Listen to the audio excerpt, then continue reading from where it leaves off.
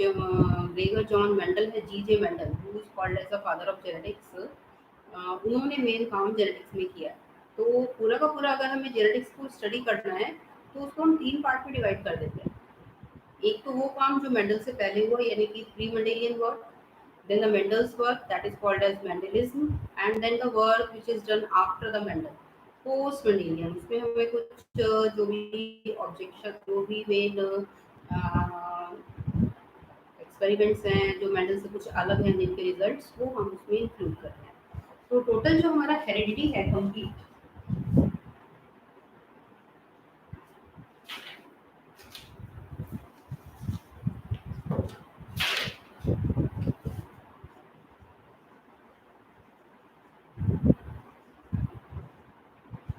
इस हेरिडिटी को हम 3 पार्ट्स में डिवाइड कर सकते हैं।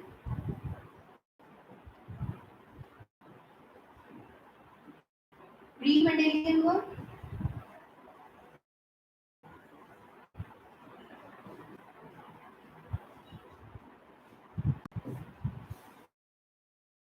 मेंडेलियन वर्क और Mendelism.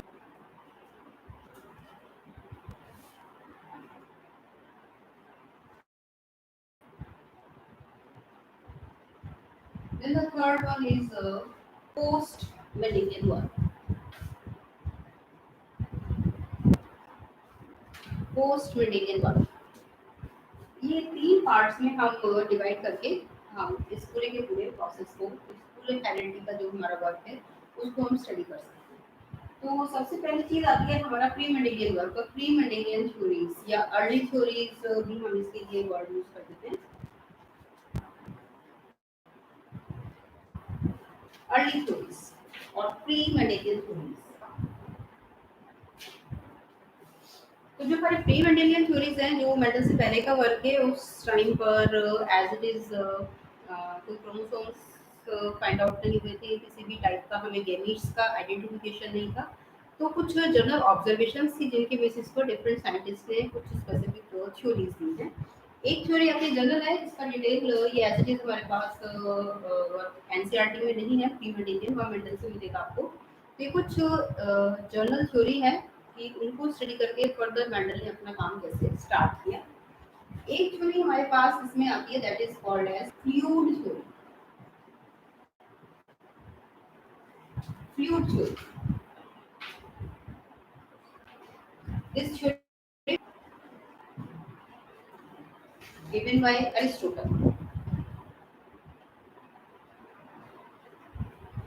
According to this theory, general theory है कि मेल और फीमेल दोनों बॉडी में से फ्लूइड का फॉर्मेशन होता है। जो हमारे पास मेल फ्लूइड है,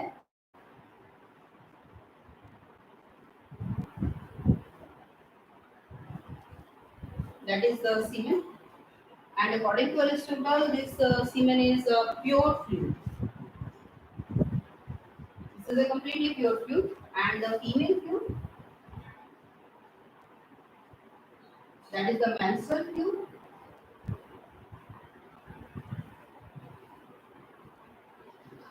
and this is some, according to him this is an impure fluid।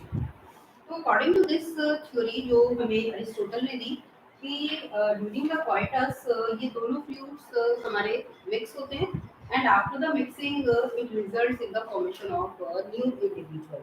इस थ्योरी के अकॉर्डिंगली ये कंडीशन हमारे पास आती है कि जो कंप्लीट मटेरियल है इंडिविजुअल के फॉर्म करने के लिए वो हमें यहाँ सीमेन से मिलता है, और जो रिमेनिंग सपोर्टिंग मटेरियल है, that supporting material that was provided, that is provided by the female।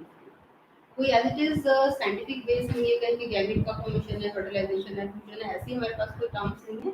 According to this theory, male fluid which is female, it is a pure fluid, it fuses or combines with the female fluid, that is called as the menstrual fluid, which is considered impure।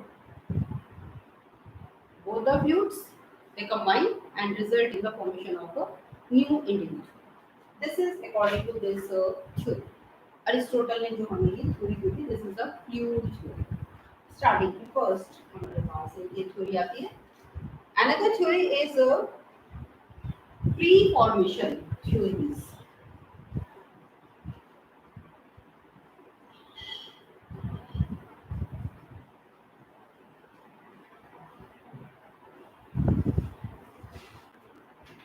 Pre-formation theories.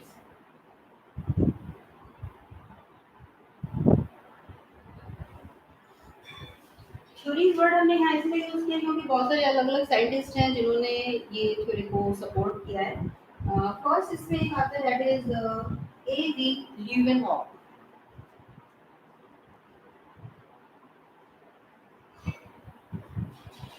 ये पहले भी शायद scientist का नाम आपने पढ़ा होगा, A V ल्यूवेनहॉफ.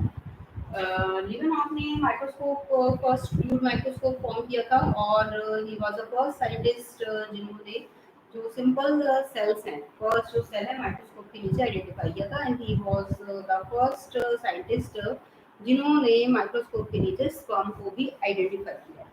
First he was the first to identify the sperm. और स्पर्म के लिए जो उन्होंने टर्म यूज किया था, called this sperm as animal cubes.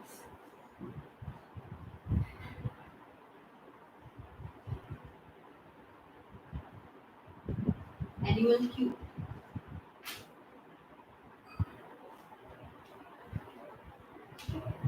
तो ल्यूवेनहॉफ के अकॉर्डिंगली क्या था कि जो हमारा एनिमल क्यूब है यानी कि जो स्पर्म है, स्पर्म के अंदर ऑलरेडी एक प्री फॉर्म इंडिविजुअल प्रेजेंट है. जो हमारी थ्योरी है इसका नाम है pre formation theory. Pre form already form individual. इस थ्योरी के अकॉर्डिंगली एक जो उन्होंने स्ट्रक्चर लिया कि स्पर्म में हेड प्रेजेंट है और टेल प्रेजेंट है. तो इमेजिन ये हुआ, ये किया कि in the head of the sperm a complete miniature of the individual is already present. Pre-formed individual sperm में present है और ये जो sperm female body के अंदर enter करता है, the womb that provides a place for the development of that individual. इसलिए term use हुआ है that is your pre-formation theory कि वो जो sperm है, that sperm can alone give rise to the complete new individual with the help of the female. कि female में सिर्फ प्लेस रिक्वायर्ड है जहां वो इंडिविजुअल हमारा डेवलप करेगा. तो according to this theory a preformed individual is present in the sperm.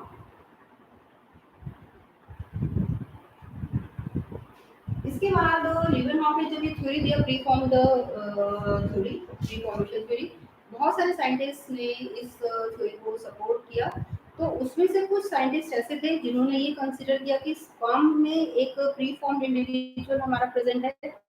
But according to some of the scientist कि जो हमारा एग है या जो ओवम है, उस अंदर हमारे पास प्री फॉर्म्ड इंडिविजुअल प्रेजेंट है.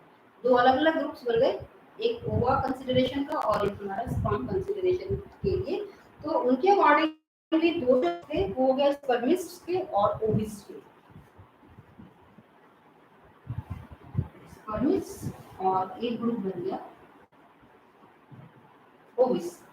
तो हमने उन्होंने इनके अकॉर्डिंगली दिस ग्रुप के जो हमारे साइंटिस्ट थे, अकॉर्डिंग टू दैट जो स्पर्म है, sperm it has a pre-formed complete individual. A miniature individual is present in the sperm, which is completely developed in the womb of the mother.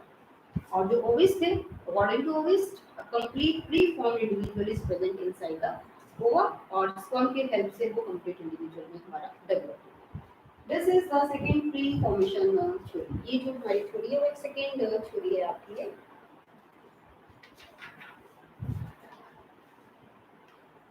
एक और theory आई इसमें हमारे पास, जो हम एक और नेक्स्ट थ्योरी जो हम लेकर चलते हैं,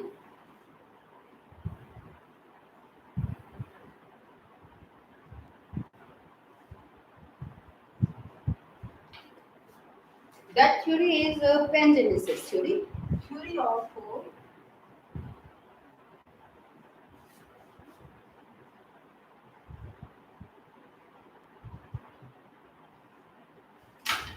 of pangenesis.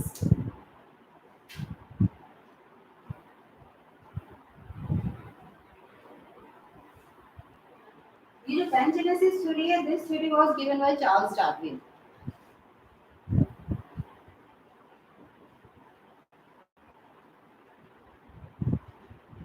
ये थ्योरी डार्विन ने दी थी। और अकॉर्डिंग टू दिस थ्योरी कि जो इंडिविजुअल है देयर इज डार्विन के अकॉर्डिंगली कि स्मॉल टाइनी पार्टिकल्स, जिसके लिए वर्ड यूज किया pangene, small tiny particles called as pengenes, or even the word gemule is also used. ये word आपने पहले भी पढ़ा होगा gemmules. So according to Darwin के small tiny particles से हमारे pengenes जो बॉडी के डिफरेंट पार्ट्स के अंदर हमारे फॉर्म होते हैं, और ये जो pengenes है डिफरेंट पार्ट के अंदर जो हमारे फॉर्म हो रहे हैं, these via the blood circulation they are transferred up to the reproductive system. Body के अलग ऐसा नहीं है कि रिप्रोडक्टिव सिस्टम में ही ये फॉर्म हो रहे हैं, थ्योरी के अकॉर्डिंगली पूरी बॉडी के अलग अलग पार्ट्स में इनका फॉर्मेशन होता है, through the blood system they are transferred up to the reproductive system, and there in the reproductive system the fusion that takes place and results in the formation of a new individual, that is a pangene और pangenesis theory. ठीक है, so according to this tiny particles are formed in different parts of the body.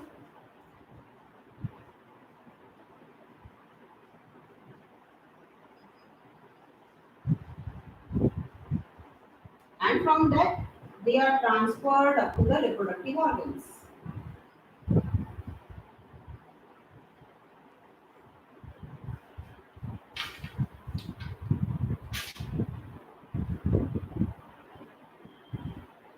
ठीक है, तो reproductive organ में वहां पर फिर मेल और फीमेल का फ्यूजन हुआ and that results in the formation of the new individual. तो ये एक हमारी पेंजिन थ्योरी, लेकिन बाद में भी मोस्ट ऑफ द जितनी भी थ्योरी सारी की सारी हमारी डिस्कार्डेड थ्योरी है. किसी भी थ्योरी का हमारे पास कोई ऐसे एज इट इज साइंटिफिक हमारे पास कोई एविडेंस अवेलेबल नहीं है. ये थ्योरी भी हमारी एक डिस्कार्डेड थ्योरी है. अगर हम इस चीज सारी की सारी जो आपने थ्योरी की है इनको अगर हम ऑब्जर्व करें तो ये थ्योरीज क्या कहते हैं, there is a blending of the characters, कि मेल और फीमेल के जो कैरेक्टर्स हैं उनका मिक्सचर है, वो मिक्स हो रहे हैं, और मिक्स होने के बाद they are responsible for the formation of the new individual. जो भी जनरल में हमने जितनी भी कुछ कॉमन जो थ्योरीज हमने की है वो, तो ये जो हमारी थ्योरीज हैं जो हम प्री मेंडेलियन वर्क जो हम लेकर चलते हैं, इन थ्योरीज को हम थ्योरीज ऑफ ब्लेंडेड इनहेरिटेंस भी टर्म कई बार यूज हो जाता है आपके लिए. All these theories they are also called as theories of blended inheritance.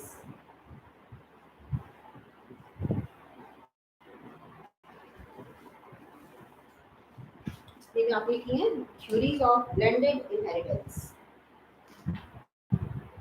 blending inheritance, theories of blending inheritance. Blending है, मिक्सचर है, ऐसा नहीं है थ्योरी के अकॉर्डिंगली कि मेल और फीमेल दोनों के कैरेक्टर्स अपीयर होंगे, उसके हिसाब से सारा का सारा मिक्सचर है, और मिक्सचर के बाद वो कैरेक्टर हमारे पास अपीयर होंगे. This is about the pre-Mendelian work कि मेंडल से पहले जो लोगों ने काम किया है, क्योंकि मेंडल से पहले जितना भी वर्क है मेंडल के टाइम तक भी हमारे पास कोई गैमिट का फॉर्मेशन नहीं था, कोई गैमिट का आइडेंटिफिकेशन नहीं था, हमें जीन के बारे में नहीं पता था, हमें क्रोमोसोम्स के बारे में नहीं पता था, कोई mitosis meiosis, there is nothing. उसके बाद हमारे पास सारा का सारा आइडेंटिफिकेशन हुआ है, तो इस टाइम तक भी कोई चीज हमें नहीं होती. तो सारी डिस्कार्डेड थ्योरी है. इसके बाद जो चलते हैं जो जीन्स है इंडिविजुअल के या क्रोमोसोम्स है, क्रोमोसोम्स के ऊपर जीन्स है, they are the physical basis. और अगर हम केमिकल बेस लेकर चलते हैं कैरेक्टर के ट्रांसफर का, हेरिडेंस का, इनहेरिडिटी का, देन इन दैट केस जो हमारा डीएनए मटेरियल है, डीएनए का सेगमेंट है क्योंकि जीन, तो DNA is the unit of inheritance. वो एक केमिकल फैक्टर हो जाएगा हमारा.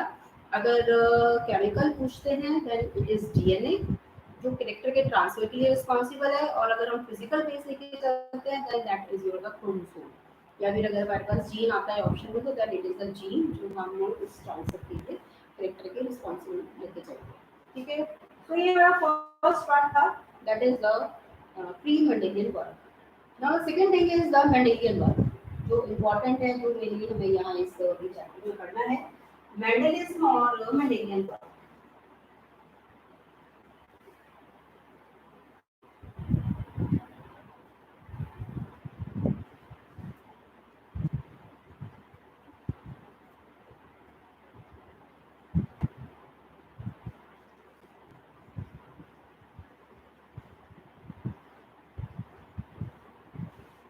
मेंडेलिज्म। सेकेंड जो इम्पोर्टेंट हमारा पार्ट है इसमें दैट इज मेंडेलिज्म। तो मेंडेलिज्म में जो भी हमें करना है दैट इज मेंडल स्वार्थ।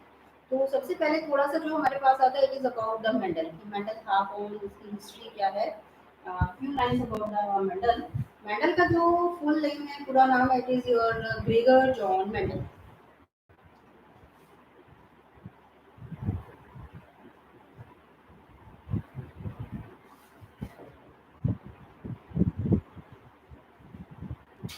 Gregor John Mendel, G J Mendel.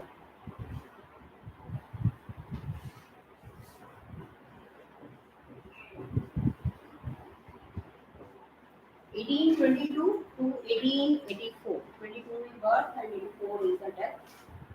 Mendel का जो टोटल टाइम पीरियड है। लाइफ का थोड़ा सा अगर हम लेके चलते हैं मेंडल की रिगार्डिंग, तो इसका जो बर्थ है that birth was in a poor family, in a peasant family.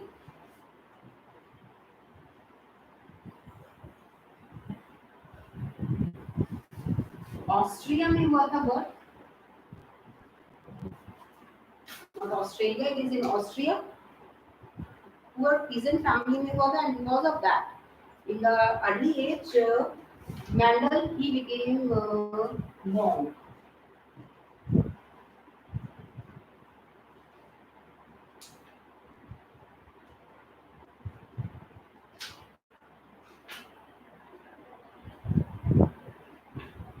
43 में, in 1843 he became a monk, और वही मॉनेस्ट्री में ही फर्दर इन्होंने अपना काम किया है। वही इन्होंने फिर टीचिंग की है, यूनिवर्सिटी ऑफ वियना में गई, और फिर वहाँ से रिटर्न बैक होकर के वापस ऑस्ट्रिया में ही आकर इन्होंने मॉनेस्ट्री में अपना काम किया। तो स्टार्टिंग में क्या था कि जो ये है Mendel, he was basically A mathematician, और साथ में फिजिक्स और मैथ्स दो सब्जेक्ट का था। उसके साथ फिर उन्होंने हाइब्रिडाइजेशन में इंटरेस्ट था, प्लांट्स में इंटरेस्ट था, तो उस इंटरेस्ट की वजह से इन्होंने पी प्लांट पर काम करना शुरू किया। जो टोटल एक्सपेरिमेंटल वर्क है मेंडल का, जितना भी काम है, that total work is on a P plant. He did his complete work on pea plant,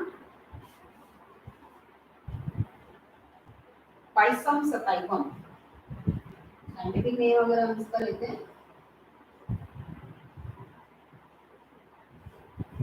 Pisum sativum। और टोटल जो उन्होंने अपने हाइब्रिडाइजेशन के एक्सपेरिमेंट्स किए पाइसम के ऊपर, जो टोटल एक्सपेरिमेंटल टाइम पीरियड था,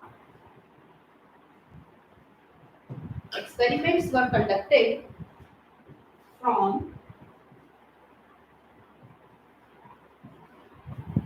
1856 to 1865। Total experimental work performed between 1856 to 1865।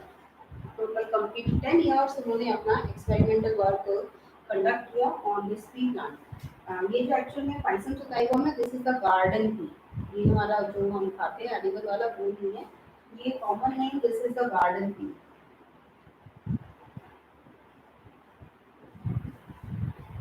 उसके ऊपर टोटल उन्होंने अपने एक्सपेरिमेंट्स कंडक्ट किए थे। एक्सपेरिमेंट्स करने के बाद उनको जो सारा का सारा रिजल्ट ऑब्टेन हुआ, that result was published by him in 1866। Published his results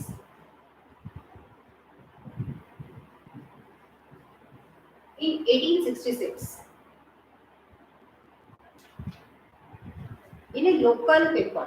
जो हम पब्लिकेशंस करते हैं, उन पब्लिकेशंस के लिए हमारे पास कुछ सोसाइटीज अवेलेबल हैं जो एनुअल प्रोसीडिंग्स निकालते हैं। तो उन प्रोसीडिंग्स में अपने experimental results in form of the papers हमें पब्लिश कराने होते हैं। तो मेंडल ने भी जो पेपर पब्लिश कराया वो 1866 में कराया, लेकिन जो पेपर था वो एक लोकल था, उसकी जो पब्लिकेशन एरिया था वो कम था हमारा। तो वो पब्लिकेशन जिसमें किया उन्होंने दैट इज एनुअल प्रोसीडिंग्स। ये पेपर का नाम है जिसमें उन्होंने अपना पब्लिकेशन दिया, एनुअल प्रोसीडिंग्स ऑफ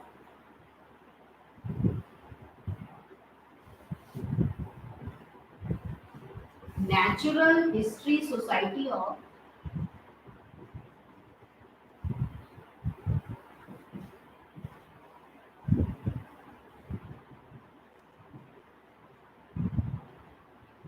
वर्ल्ड।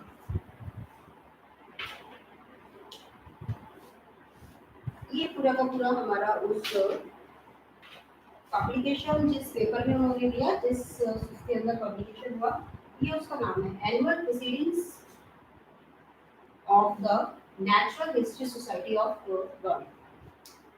ये लोकल पेपर था,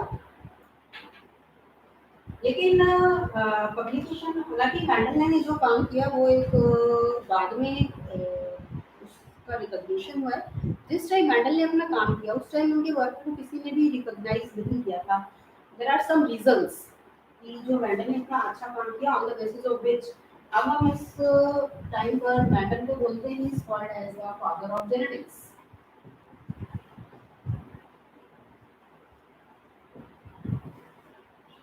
Mendel is called as father of genetics. वो चाहे प्लांट के एक्सपेरिमेंट हैं, चाहे हमारे एनिमल्स के एक्सपेरिमेंट हैं, जेनेटिक्स में हम किसी भी तरह का एक्सपेरिमेंट परफॉर्म करते हैं, तो जो हमारे बेसिक लॉज हैं वो बेसिक लॉज वो मैंडल के भी दिए हुए हैं।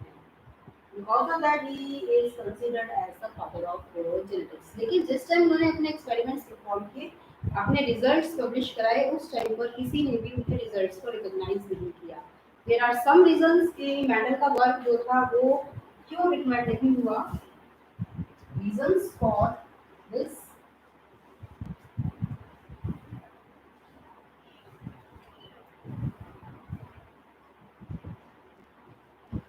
reasons।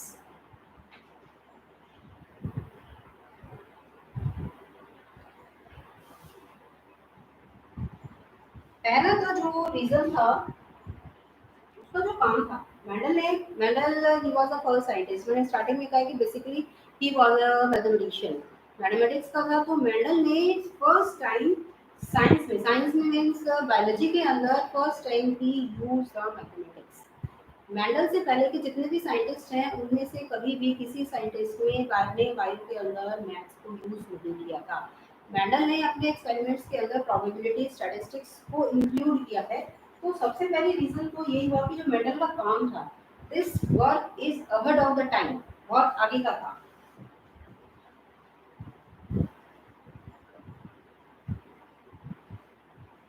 उस टाइम पर इस चीज के बारे में कोई सोच भी नहीं सकता था कि ऐसी कोई चीज ह्यूमन बॉडी के अंदर कैरी आउट भी हो सकती है, कि कैरेक्टर सेपरेट आउट हो सकते हैं, कोई नया चीज आपस में फ्यूज करके समथिंग न्यू इज प्रोड्यूस। तो his work is ahead of time. And the second thing, use of the maths, use of mathematics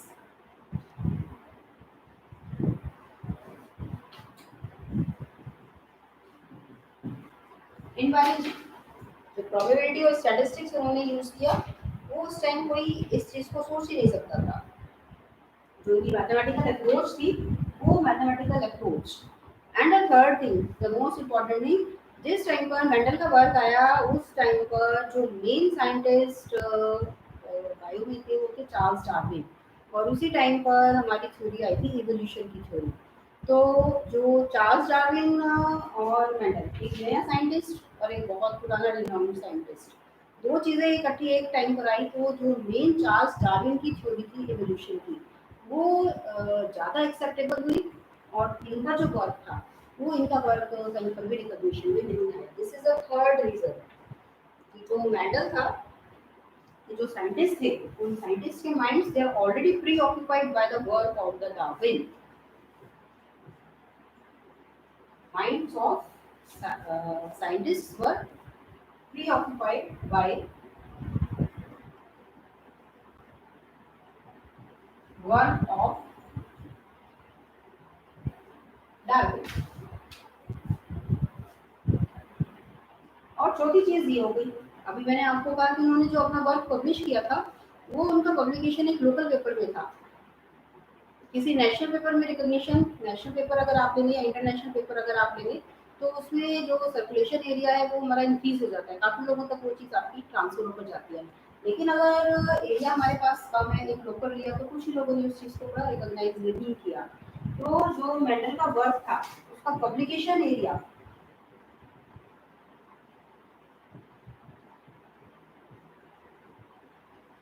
in A local paper publication, and because of that इसका work अपने time पर recognise नहीं हुआ। और 1884 में because of the disorders, kidney disorder, Mendel की death हो गई without the recognition of his work. Mendel की डेथ तक भी किसी को ये नहीं पता था मेंडल ने क्या चीज़ दी है, कौन से रूल्स दिए हैं, क्या आइडेंटिफाई किया है, एंड इन फ्यूचर वो चीज़ हमारी कहाँ पर यूज हो सकती है। तो these are some of the reasons कि मेंडल का वर्क इतना अच्छा होने के बाद भी अपने उस पर्टिकुलर टाइम पीरियड में वो रिकॉग्नाइज क्यों नहीं हुआ। मैथमेटिकल अप्रोच, डार्विन का वर्क और local paper publication, these are the main reasons. फिर 1900 में,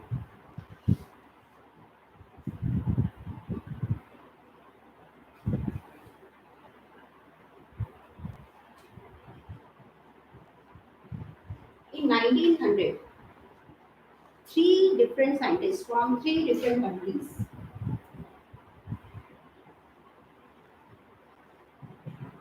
they rediscover the work of Mendel.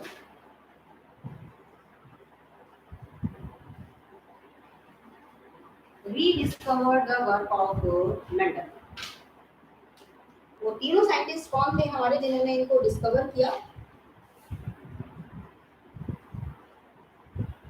Hugo de Vries of Netherlands,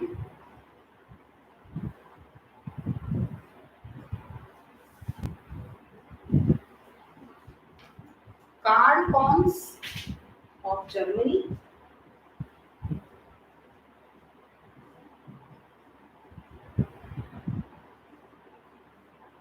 and the third one is E. V. Tezelmark, Austria.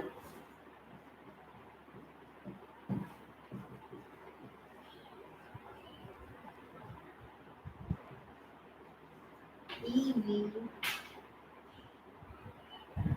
Tezelmark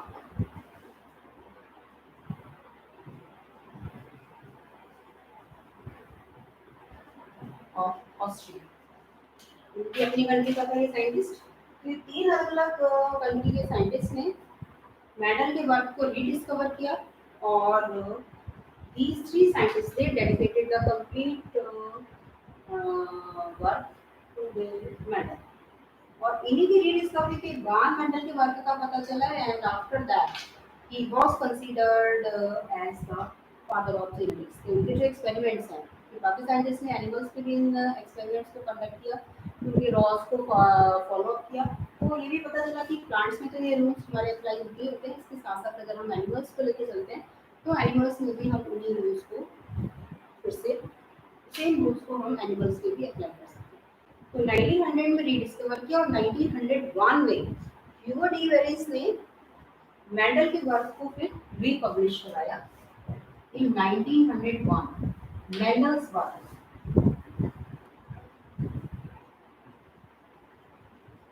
was republished।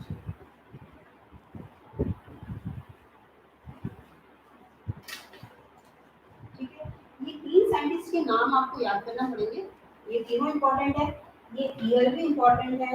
और अभी हमने पीछे जो लिखा था एक ईयर 1866 और 1865 टू 1865, ये कुछ डेट्स जो मैंने लिखी हैं, ये सिर्फ वही इंपॉर्टेंट डेट्स लिखी हैं जो आपको याद करनी है। जिस पब्लिकेशन में हुआ उसका नाम भी याद करना पड़ेगा, और ये तीनों साइंटिस्ट के नाम याद करने पड़ेंगे। कंट्री के नाम याद होते हैं तो अच्छी बात है, हो जाए, तो अगर नहीं याद होते हैं तो आप इन तीनों साइंटिस्ट के नाम याद कर सकते हैं। एरिक वॉन, अगर इसका पूरा नाम आपको लिखना है, इसका आप पूरा नाम लिख सकते हैं। This is Erich von, E B Tschermak, E S H.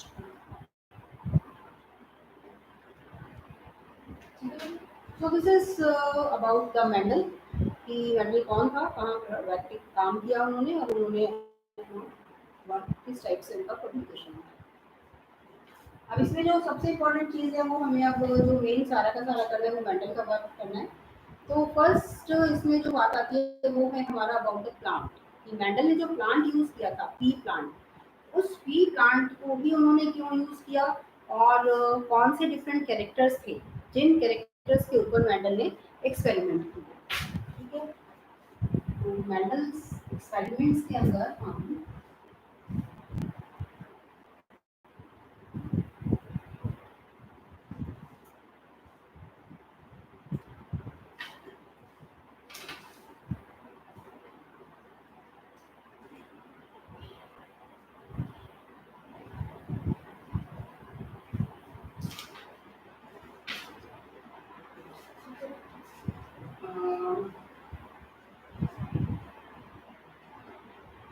Mendel's experimental plant,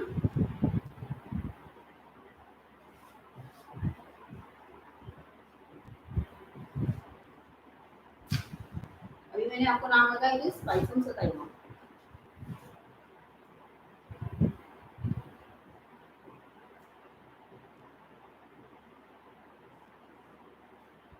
स्पाइसम सताइमा,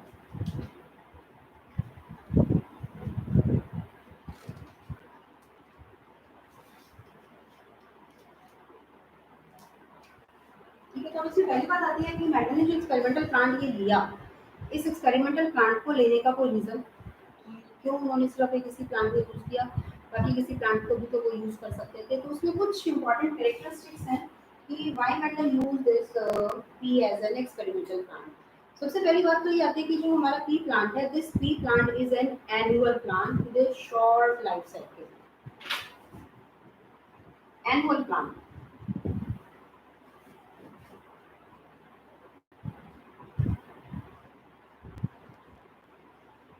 with short life cycle, ठीक है। तो उससे फायदा क्या होगा कि with in a year, 1 year के अंदर हमें रिजल्ट मिल जाएगा। अब किसी इंडिविजुअल को अगर हम ऐसे लेते हैं जिसके मेनी ईयर्स की लाइफ साइकिल है, ह्यूमन बीइंग को अगर आप लोगे तो ह्यूमन बीइंग में तो अपनी लाइफ में हमें रिजल्ट मिलेंगे ही नहीं ऑब्वियसली, क्योंकि इतनी लंबी इंडिविजुअल की लाइफ है, नेक्स्ट जनरेशन आएगी, फिर कितनी जनरेशन आएंगी। तो प्रैक्टिकल के लिए हम मोस्ट ऑफ द टाइम वो एक्सपेरिमेंटल मटेरियल यूज करते हैं जिसकी कई जनरेशन हम थोड़े टाइम पीरियड में भी स्टडी कर सकते हैं। तो एनुअल प्लांट है, आपने किया तो annual plant short life cycle है, so within a year हमें रिजल्ट्स ऑब्टेन हो जाएंगे, we can have the result within a year.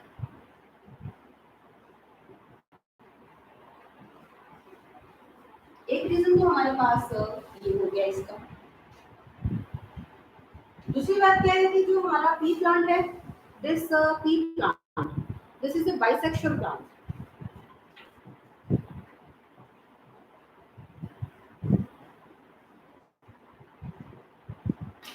Bisexual self pollinated,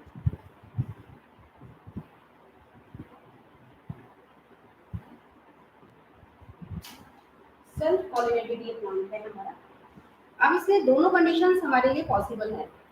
अगर हम चाहें तो प्लांट में सेल्फ पॉलिनेशन भी आप कैरी आउट करा सकते हो, और if we want to do the cross pollination, cross pollination is also possible, वो भी हमारे लिए पॉसिबल है।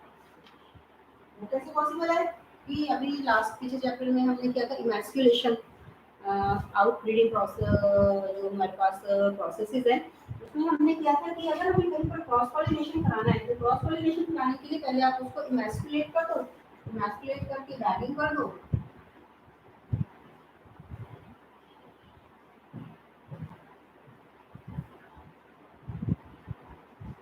और जो आपका रिक्वायर्ड कॉलन है जिससे आपको फर्टिलाइजेशन कैरी आउट करना है, तो वहाँ आप प्रोसेस कैरी आउट करा के क्रॉस पोलिनेशन कर सकते हैं। तो क्योंकि हमारे हाइब्रिडाइजेशन के एक्सपेरिमेंट थे मेंडल के, तो सारे एक्सपेरिमेंट्स के अंदर मेंडल ने क्या किया, यहाँ पर उन्होंने प्योर लाइन्स ऑब्टेन किए, और उसके बाद उन्होंने ये इमैस्कुलेट करके क्रॉस पॉलिनेशन इन प्लांट्स के अंदर कैरी आउट कराया कि अगर बेटर रिजल्ट्स हमें लेने, कैरेक्टर्स को अगर हमें ट्रांसफर करना है तो किस तरह से हम कैरेक्टर्स को इम्प्रूव कर सकते हैं, चेंज कर सकते हैं। तो self pollination and the cross pollination दोनों ही कंडीशंस यहाँ हम इस प्लांट में कैरी आउट करते हैं। ठीक है, ये सेकंड हमारे पास एक कैरेक्टरिस्टिक आ गया कि bisexual plant self pollinated, but cross pollination can also be done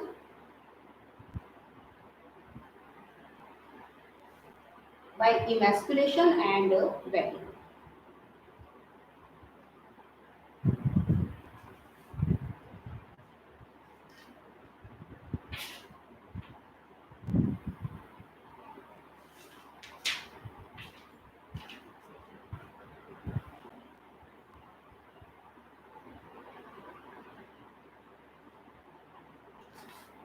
तीसरी चीज क्या है कि पी प्लांट के अंदर जो हमारे सीड्स प्रोड्यूस होते हैं, आपने पॉट देखा है पी प्लांट का, एक पॉट के अंदर हमें बहुत सारे सीड्स मिलते हैं, 3 भी है, 4 भी है, इवन कुछ सीड्स के कुछ पॉट्स के अंदर हमें 10 तक का भी नंबर मिल जाता है, 8 या 10 नंबर। तो जो number of seeds in a pot are many,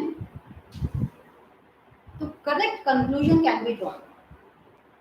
आपके पास 10 सीड आए तो आपके पास 10 प्लांट आप जनरेट करा सकते हो, और 10 प्लांट के अंदर आपके पास कौन से कैरेक्टर्स का वेरिएशन आ रहा है पेरेंट प्लांट से, आप उसको कंपेयर करके अपने रिजल्ट को कंपाइल कर सकते हैं। तो number of seeds in a pot many that help in drawing correct conclusion.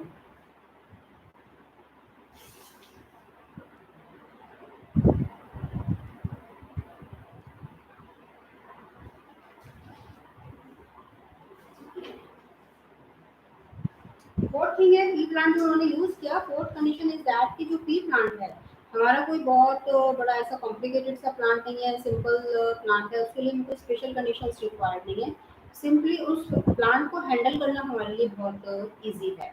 एक नॉर्मल सा आपके पास अगर आपका एरिया है प्लांटिंग एरिया, तो उस स्मॉल प्लांटिंग एरिया में भी विद सिंपल रिक्वायरमेंट्स आप प्लांट को इजीली ग्रो करा सकते हैं।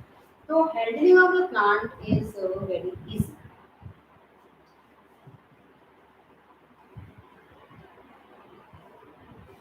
Handling of plant is very easy.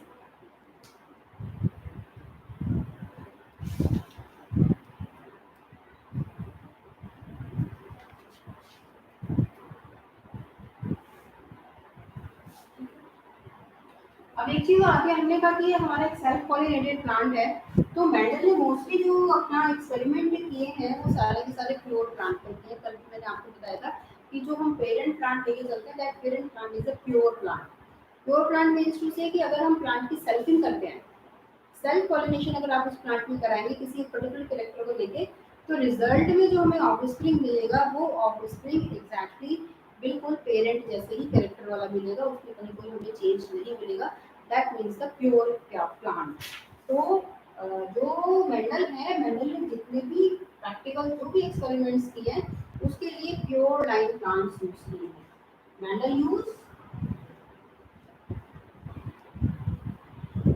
Pure lines, Mendel used pure lines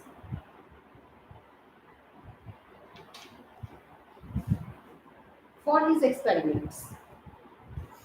Pure lines for his experiments. That is on selfing, on selfing, the offsprings obtained, the offsprings obtained are similar in character, are similar in character to their parents, to their parents.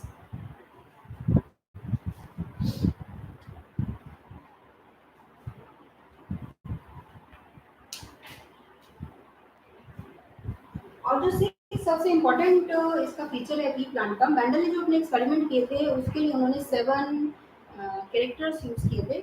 जो pea plant है, pea plant में there are very contrasting easily observable characters जो Mendel ने यहाँ पर देखे इस plant में, और उनमें से उन्होंने 7 इंपॉर्टेंट कैरेक्टर्स यूज किए अपने एक्सपेरिमेंट में।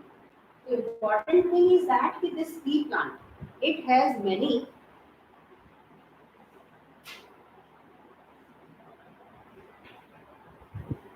different and many different, contrasting and easily observable characters.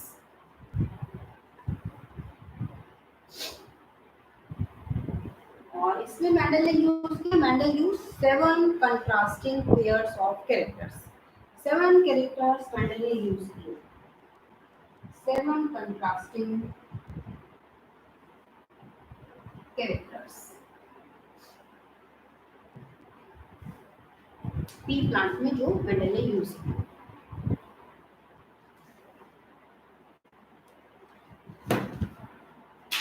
अभी 7 कैरेक्टर्स कौन कौन से हैं वो हम नाम लिख लेते हैं कि what are the 7 characters used by Mendel.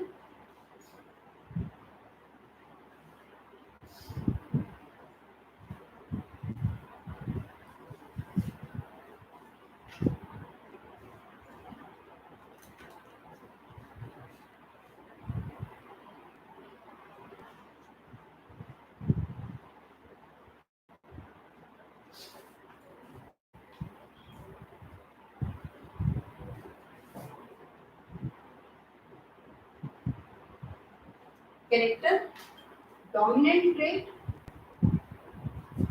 and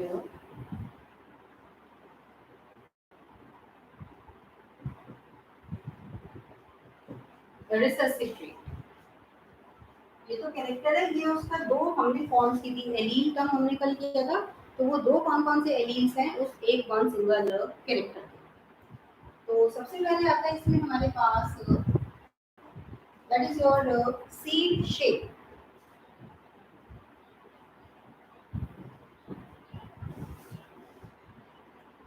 round and wrinkled, इसको कैपिटल आर और उसको स्मॉल आर से हम रिप्रेजेंट करेंगे। Second is seed colour, seed colour yellow, green, capital Y, small Y.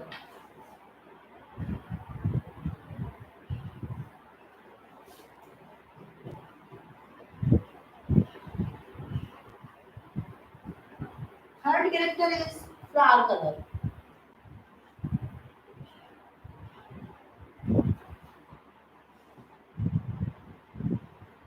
violet and white, और sometimes आपको ऐसा भी लिखा मिल सकता है कलर्ड एंड वाइट। तो अगर कलर्ड एंड वाइट हम लिखते हैं तो हम कैपिटल सी और स्मॉल सी यूज कर लेते हैं। वॉयलेट अगर आपके पास आता है तो आप कैपिटल बी और स्मॉल बी उसके लिए यूज कर सकते हैं। Then the fourth character is pod shape।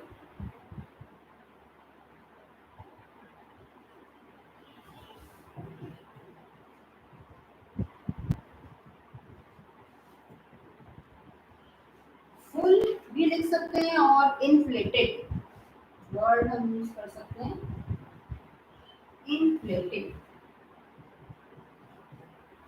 Capital I and constricted.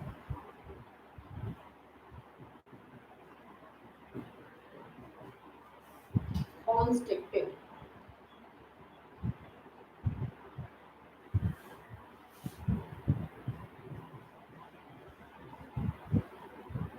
Pod colour. Next is pod colour. जो पॉड कलर है it is green and yellow, इसका अपोजिट है green, capital G, and this is yellow, small g। Flower position, sixth is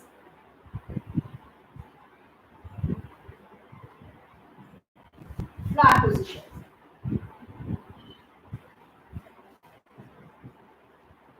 axial, capital A, और terminal, small k. And the last is stem height,